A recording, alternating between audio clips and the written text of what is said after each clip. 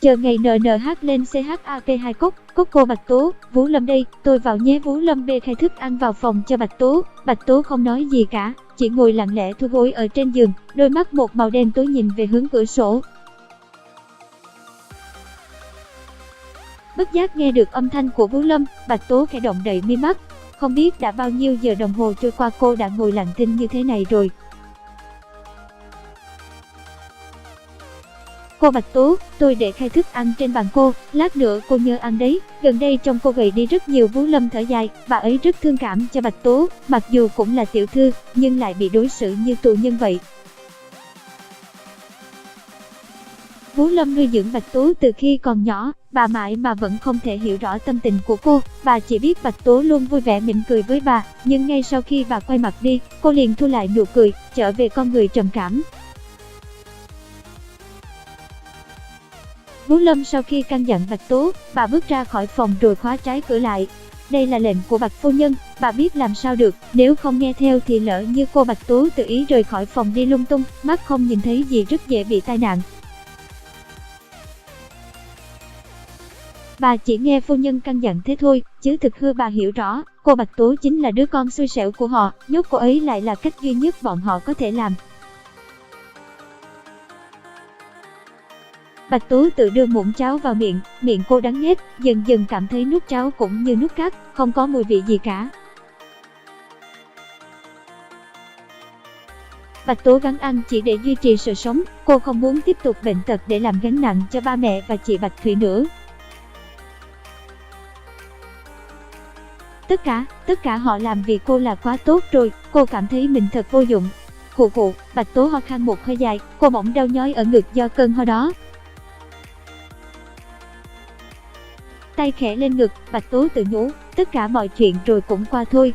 Trung học Thánh Tâm từ phía xa, Bạch Thủy bắt gặp một hình dáng quen thuộc của chàng trai đang được các bạn nữ vây quanh. Chỉ mới bước vào ngôi trường danh giá này, cô đã đứng khựng lại, chẳng phải là anh Thượng Ninh hay sao? Bạch Thủy mặt đỏ ửng, cô không ngờ anh ấy đã về nước, mà bây giờ lại chung trường với cô nữa, quả là tuyệt vời quá rồi. Thượng Ninh là cậu bạn thân cùng chung cư từ nhỏ của hai chị em Bạch Thủy và Bạch Tố.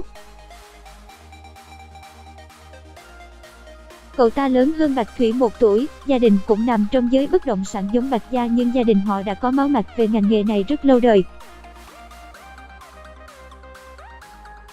Ba của Thượng Ninh cũng chính là người dìu dắt Bạch lão gia vào giới bất động sản.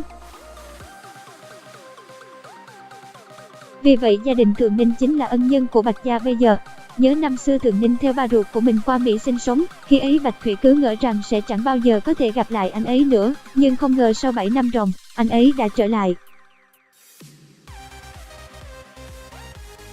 Thật may mắn, cuối cùng Thượng Ninh đã quay về. Thượng Ninh càng trưởng thành càng điển trai, cậu ta tuy chỉ là chàng trai 16 tuổi nhưng đã cao tận 1m8, lại xuất thân danh giá cho nên thu hút ánh nhìn của các bạn nữ cũng không phải là chuyện lạ lẫm gì. Anh Thượng Ninh Bạch Thủy chen vào đám đông, gọi lớn tên chàng trai đang đeo kính râm bản lớn. Cậu ta đang đứng phía xa, khi nghe giọng lớn tiếng đó, cũng chẳng mảy may quan tâm, không thèm quay mặt lại nhìn mà càng bước đi nhanh hơn. Bạch Thủy ngây người, cô có chút thất vọng. 7 năm rồi, có khi nào anh ấy quên mất mình rồi không? Hay là anh ấy đã có bạn gái ở Mỹ rồi? Cầu trời cho điều ấy đừng bao giờ xảy ra, mình đã chờ đợi anh ấy rất lâu rồi.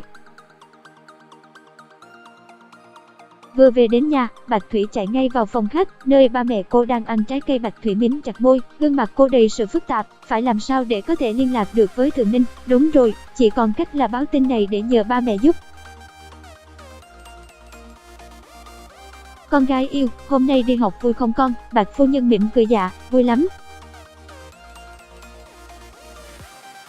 Nhưng có một chuyện còn vui hơn nữa kìa mẹ. Chuyện gì vậy con? Bạch Thủy để ba lô xuống sofa, cô ngồi cạnh mẹ mình, hí hửng nói con đã gặp lại anh Thượng Ninh, anh ấy học trên con một lớp, lại là lớp chuyên của trường.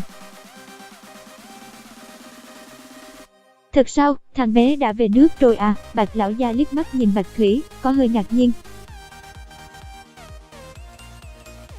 Bạch Thủy gật đầu lia lịa, anh Thượng Ninh về rồi, anh ấy đã trưởng thành, rất khác hồi bé. Anh ấy không những đẹp trai mà còn học giỏi, gia thế lại tốt như thế, vì vậy mà nữ sinh trong trường con đều vây quanh anh ấy. Thượng Ninh về rồi, chắc anh Eden cũng về, chúng ta cũng nên đi chào hỏi gia đình anh ấy. Bạch lão gia quay sang nói với Bạch phu nhân, bà ấy liền gật đầu đồng ý.